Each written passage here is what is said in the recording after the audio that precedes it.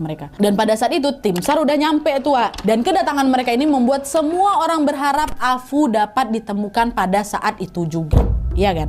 Tapi Wak, meskipun sekian banyak tim penyelamat sudah dikerahkan untuk mencari Afu, sampai jam 9 malam keesokan harinya itu pencarian tetap buntu. Tim SAR sama para tentara ini sampai-sampai buat camp darurat, Wak, di tepi sungai itu untuk bisa macam mempermudah proses pencarian gitulah. Mereka akan menginap di camp itu selama beberapa hari ke depan sampai si Afu ini ditemukan. Karena sampai malam pencarian Afu ini juga belum berhasil, Wak, orang-orang pun jadi makin cemas lah kan. Mereka tahu, Wak, di momen ini semakin kecil peluang Afu ditemukan dalam kondisi selamat. Dan untuk menenangkan diri, aku selalu berkata dalam hati, Nadia, Afu kau kuat, Afu kau pasti selamat, Afu. Kau tuh cuma lagi nyangkut aja di tepian sungai, mungkin Fu. Kau lagi nyangkut di tepian sungai, entah dari sisi mana lah, sisi lain lah gitu. Makanya kau nggak ketemu di sini. Kau pasti masih hidup. Kau pasti masih hidup. Dalam hati aku nguatin kayak gitu, Nadia. Nah, di momen itu juga, Wak, selain merasa khawatir dengan keselamatannya Afu, Marta juga betul-betul merasa bersalah.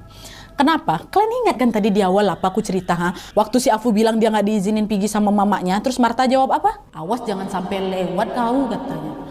Nanti sisa kami bertiga aja jadi nggak seru. Itu kata dia kan. Mengingat ucapannya itu aku nyesal kali, Nadia. Menyesal kali aku. Sampai sekarang aku nyesal. Kenapa aku harus ngomong kayak gitu ya kan? Ucapan kan doa kan, Wak. Kenapa aku malah menjadikan ajal sebagai candaan gitu loh. Itu Marta nyesal kali, Wak, sampai sekarang. Disitulah makanya Marta nggak berhenti nangis. Sampai udah nggak kerasa lapar lagi aku, Nadia nangis itu kerjaku. Orang tua Marta adalah itu kembali menenangkan si Marta. Mereka datang ke TKP bilang, nak baliklah dulu, nak istirahat kau dulu, kau belum makan, baliklah kau dulu kayak gitu. Dan meskipun masih susah tidur karena kepikiran Afu, Wak, malam keduanya Marta akhirnya terlelap karena memang kelelahan. Tapi Wak, tapi di tengah tidurnya ini tanpa diduga Marta memimpikan sesuatu yang janggal.